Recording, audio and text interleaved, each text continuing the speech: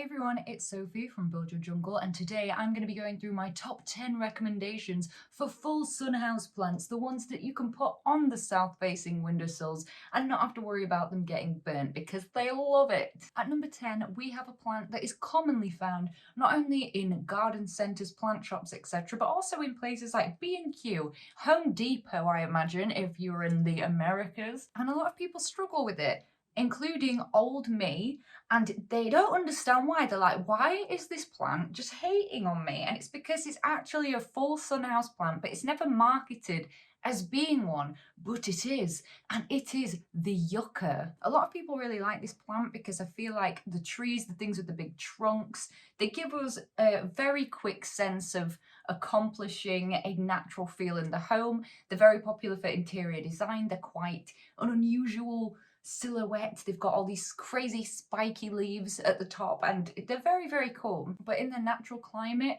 they are in like bright full sun. So if you ever find yourself with a yucca that is just yellowing, dropping leaves, you don't understand why. It feels like you're doing everything right.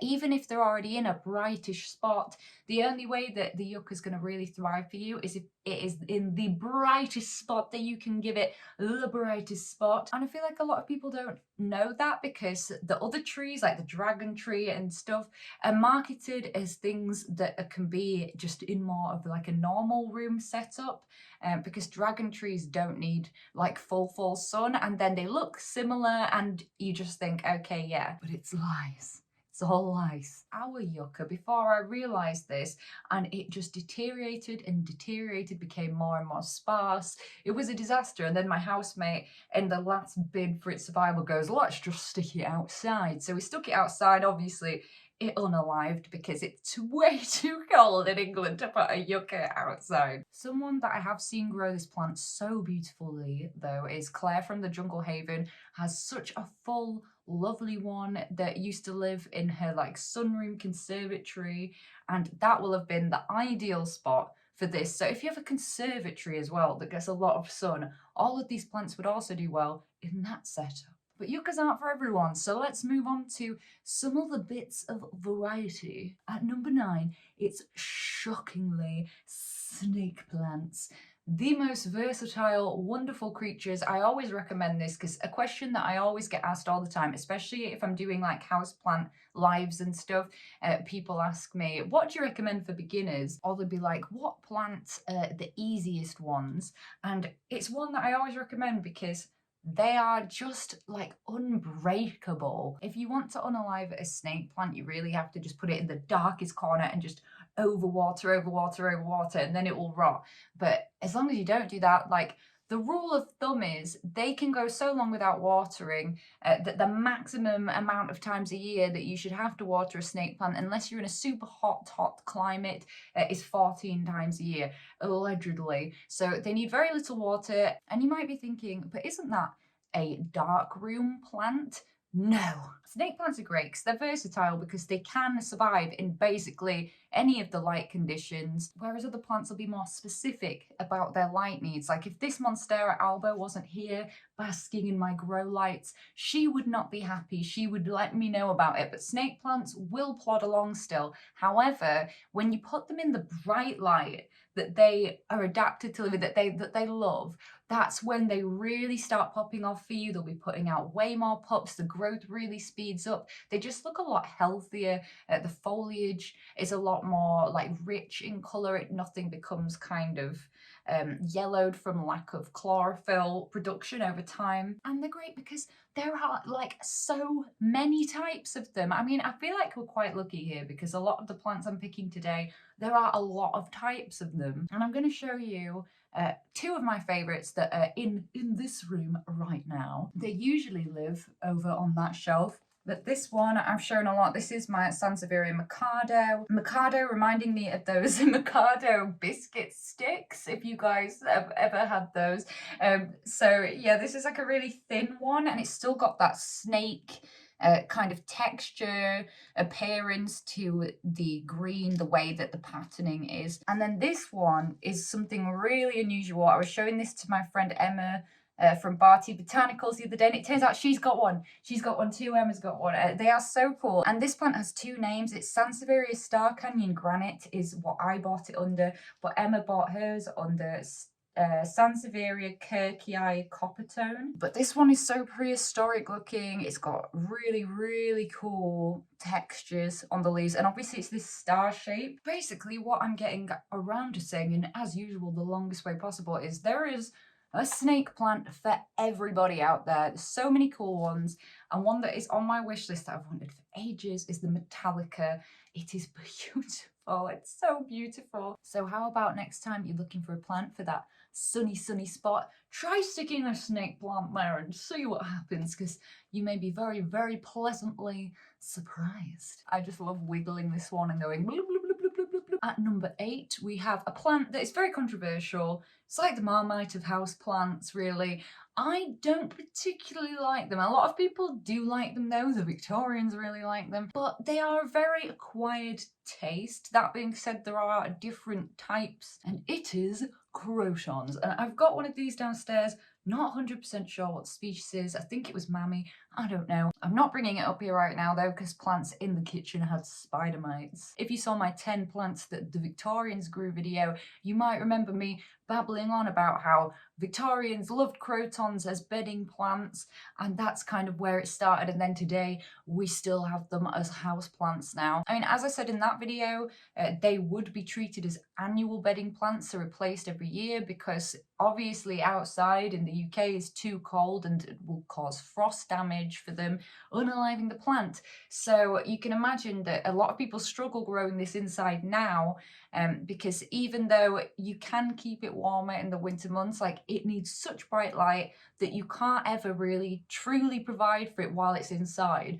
Because really, even if something is in the most direct south facing windowsill, there are some plants that are just not going to be able to hack it without that overhead bam sun. For this reason, if you want to grow a croton successfully indoors, I would recommend giving them your absolute sunniest spot that you can find. But if you can also add a grow light to the mix, even better, because mine's been living on southeast facing windowsill. That's not enough sun for it, it's decided. It never quite thrives. It just plods along, and hence I feel the beginning and the foundation of our terrible relationship with each other. And if anyone remembers from the UK last year how hot it was when we had those 3 weeks, all my other plants were burning. All my outdoor plants that are usually full sun okay in Britain plants were burning. All my indoor plants were burning from indirect sunlight because it was so hot. As soon as the sun came through the windows, it's 30 degrees and it's like a magnifying glass on the leaves. Disaster. But the croton didn't burn. No. I even had a cactus burn slightly, but the croton didn't burn because they love it. So if you truly need a plant for full on sun, then it actually is pretty good recommendation. And one last thing to bear in mind with this plant is that not to ever let it completely dry out all the way, because it will just drop leaves like nobody's business. You forget to water it a few days later than normal, oh, half the leaves have gone. So just make sure that you're staying on top of the moisture content, because it's easy to forget that when something's in such a hotter location than other plants, it will need watering significantly more than some of the other plants as well. This next group of plants is the only group of plants that I'm suggesting today that be in a sunny windowsill, but will do better if it's not direct the whole day. So if they get some direct sun, but then also some of the day in more of a bright indirect thing. And it is the genus Senecio.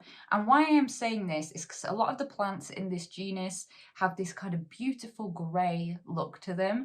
And I have noticed that if you grow it in too bright light, it loses that bluey tone. You can do though, you absolutely can, but it loses that bluey tone a bit and becomes more green. So if you want to keep the bluiness, have it in slightly more filtered light than the full sun all day. And string of pearls used to be in this genus as well, but it's now in the Curio genus, Curio raulensis. There are two plants that I absolutely adore from this genus. The first one I have lost because it had mealybugs. It's succumbed to mealybugs. It's the only plant that I've ever had that has had mealybugs as well, interestingly. But you'll understand why when you see it. And it was Senecio Mont Blanc, and it's because of the fuzz. I just didn't see them. It must have come with mealybugs or whatever. It must have done, because I didn't have any other plant with it, and I think I just couldn't see because the new growth even looks like mealybugs, and I said I will never notice if this plant gets mealybugs.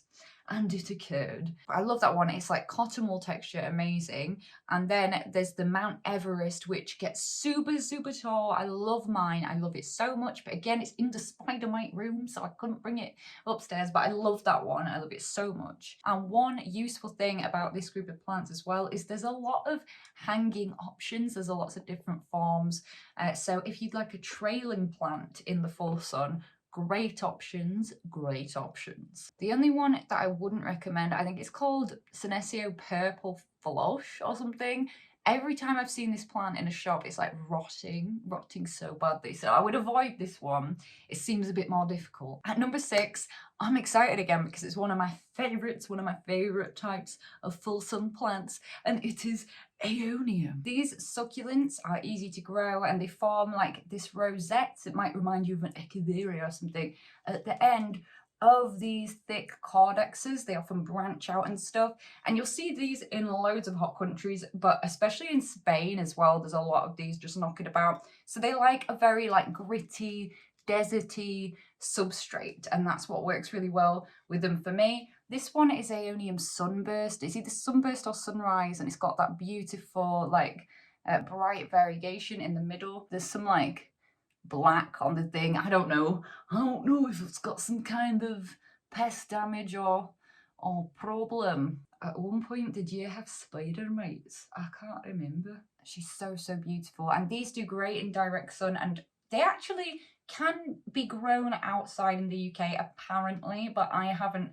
myself experienced whether or not they would survive winter without overwintering them. I don't know, but indoors, fantastic full sun windowsill option. One thing to know about them is that they have this growth habit where typically it will slow down, they'll go dormant at winter, and then the bottom ones of their leaves, the plant will kind of eat it, so to speak, and use that to retain nutrients. Then that becomes the new part of the cortex, and then in summer it very quickly like grows fast and vigorously from the center again, forming a much fuller rosette. So at the end of winter, it might seem a lot tighter and smaller and have like closed in a bit, and then it goes beautiful and majestic like this again. This one was just so tiny when I first got it. My friends brought it back for me from Spain, and I don't know what the species is because they don't know. It's like Aeonium SP is what I'm calling it at the moment. If anyone knows, please do let me know. And this has grown so much, and I gave one to Jules in our plant swap, and Jules was saying that theirs has already grown so much as well. So it's a very rewarding succulent to grow. And just to show you how very different on the spectrum it can then end up looking, this is Aeonium leucoblepharum, and this one's a lot more delicate. It branches off when it's much more juvenile, and it's got a stripe down the center of each leaf, and it's got this kind of purpley color to green in the middle. Beautiful, and they all have these kind of very fine little lines, or like hairs off the end, off the edge of the leaf margin. And there's a species that is bright red, and it's so beautiful, and I have to just show you it as well. I saw someone selling it on the Facebook groups, but alas, I'm poor. How nice is that red though? How nice is that red? It's so nice. So a whole array of beautiful, colourful, different options, different leaf shapes. A great plant, okay? Amazing. Get yourself an Aeonium. A way that you can tell that they need watering is the leaves will just get a bit bendier, a little bit wrinkled, and they will also start to droop a little bit down. At number 5, we have a plant that I absolutely adore, but I do not own, and it is hibiscus. Again, there is like a load of different varieties of these now that it's become more popular. There's loads of different hybrids and stuff, but it's typically an outdoor plant, and that's how I first became acquainted with this plant, so to say, because my nan in a house in Cyprus because she used to live in Cyprus until like literally a few months ago. And it's like has all of these beautiful hibiscus plants outside that make these beautiful red flowers. And I used to sit and I used to paint them when I was a kid. Not like paint on the flowers, like paint a picture of the flowers, if that wasn't clear in itself. And they're so stunning. But if you don't know about the climate of Cyprus, it's so hot. It's like 40 degrees. I was melting. I always was melting. So it's one that very much thrives in the full sun. It was in a complete full sun with no shade whatsoever, and there was not a burnt leaf in sight. So when you have this as a house plant, you might not realize this, but you're going to need to put it on a bright sunny windowsill anyway for it to do really well and for it to get nice blooms for you and stuff. It's one that I so have it on my houseplant wish list for this year. I'd like to maybe get one for my birthday or something because it reminds me of my nan. They're beautiful. I really would like to hunt down a red one like what she used to have. But there are so many different types and flower appearances again, and they're now easy to find not only in garden centres because they've been available in garden centres for a while because people have them in their gardens, but they're also now in like the plant shops on the online plant retailers specifically being marketed as houseplants. And it's something a bit different, a bit tropical. Whilst many palms burn easily in the sun, there is one that will I don't know what happened then. One that will thrive in the sun, and it's the ponytail palm. And you know what? It's because it's not a real palm, it's a succulent. But damn, does it look like one? And it's really cool, really funky. This plant has a really chunky cortex and then all these wispy leaves that hang down. And would you believe it? It looks like a ponytail. It's commonly known as elephant's foot because a botanist looked at it and went, that sure looks like an elephant's tootsies. And my housemate's mum has the most beautiful one of these displayed on this like hardwood pillar in a house. It's so like contemporary, modern chic, and oh, stunning. Love it. Love this plant. It's a great one and one that seems to be quite minimal effort as well. So if the space you have is limited to very bright sunny windowsills, but you love a palm, this is a fun alternative that could work for you. And number 3, getting the bronze medal for sunny, full sun living houseplants. It's another one of my favourites and I'm gonna go get it now. Is she not elegant?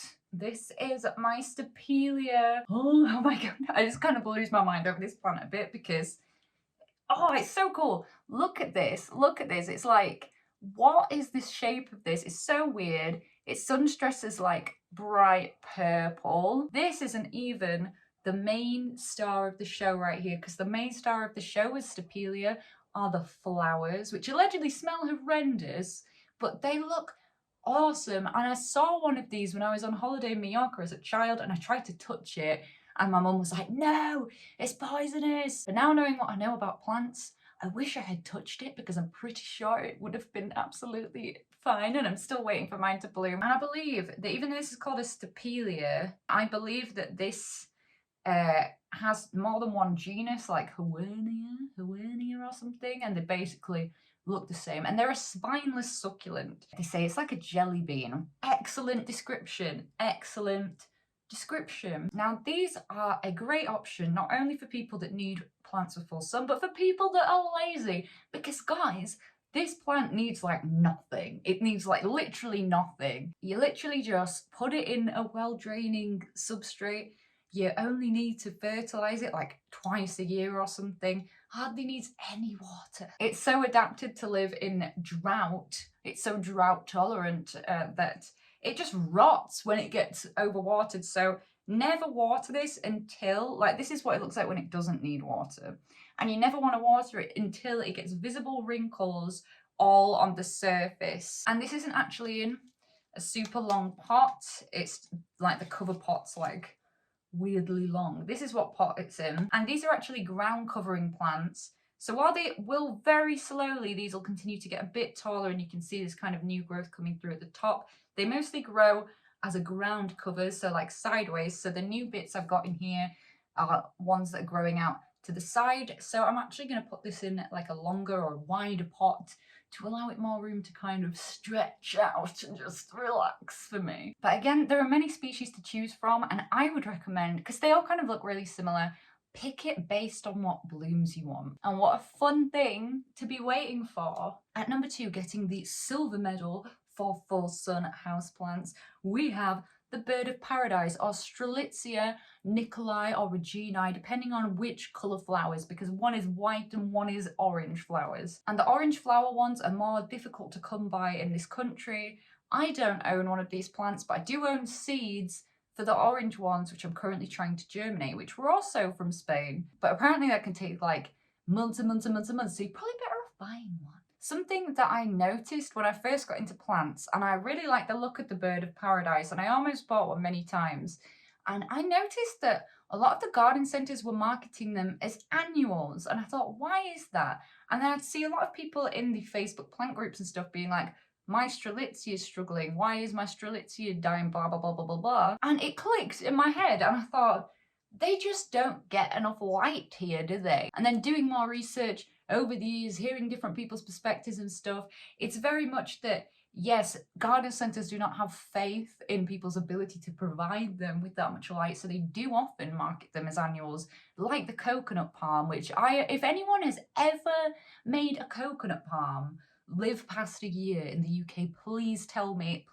all about it, because I've never known that out of anybody that I've ever met or spoke to about plants. I've never known that happen. Then after lockdown, I'm realising some people are starting to do well with this plant. They're actually growing them, they're looking healthy, they're no longer being marketed as annuals. Why is this? Because they can survive if you give them super loads of light. I think the irony of this plant is that you look at it, you think it's tropical, and most people will have unalived it from putting it in the same kind of lighting as the aroids, but actually the people that didn't think it through that much and just put it on the windowsill, theirs probably did a lot better. What I'm trying to say is that if you want something that looks really tropical, it isn't just like cacti, succulents, and the typical things that can go on windowsills. This is a cool one. It's a cool option that won't burn, surprisingly. And if you didn't know, it's called a bird of paradise because it looks like a bird of paradise, like in flight. The flower does. It's cool. And this is another one that even supplementing it with a grow light on top of the full sun would be really, really good. Being in directly under a glass ceilinged conservatory, also really good. And just to put into perspective that I'm not over exaggerating about how much light this plant needs, it's from South Africa, okay? And if a plant's from South Africa, those are the ones that absolutely love. In fact, I think this might be from South Africa as well. Finally, at number 1, the gold medal for the best group of plants to put on full sun windowsills is cacti. It absolutely had to be done. And you may be thinking, I know that, but did you know that these ones cannot go in full sun? So there's a bit of helpful information for you that you might not have known, because I have a few of these. These are ones that can burn. But now forget about those ones. We don't want to think about those ones anymore, because now we're talking about ones that do like it. And I've got first my mammillaria to show you, because she's in bloom. Look at that. It's so beautiful. It brings a little tear to my eye. It's the first time she's bloomed on both, and she's been blooming 4 weeks in big rings, flower crowns, and they are magnificent. This one's got really orange spikes. I've got another one which is over there, but I can't reach it right now, so I'm putting it on the screen, and this is the mammillaria elongata. That's like the spiky finger one. I also have a blue column cactus, but it's a bit mighty right now, so I'm not going to get it. It's downstairs. There are loads. I've got a lot of cacti in this house. I love them. We love them. They're super easy. They hardly need any watering at all, and as long as you just stick them in the brightest sun and do not overwater them, you really can't go wrong. And how nice is this pot combo? This was from someone that I used to work with when we did Work Secret Santa. I think it's a really nice pot, and it's always gone really well with this plant. So I foresee myself keeping them together for the foreseeable future. There is a misconception that cacti are boring, but I am here to tell you that cacti are not boring.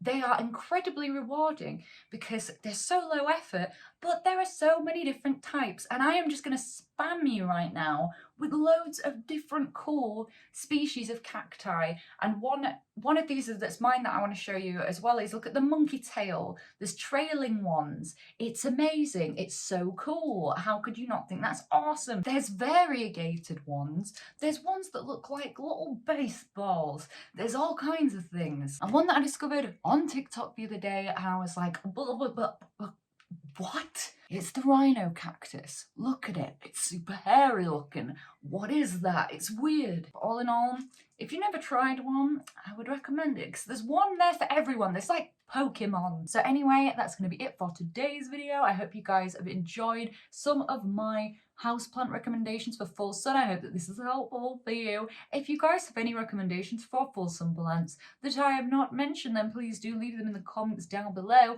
so that other people can see the options. At the moment, I'm posting long form content on Fridays, so please do hit that button, subscribe to be notified when I next make a video. I also post every day on TikTok. There's all kinds of funky business on there, so do check that out. And I hope you're having a great day thinking about houseplants.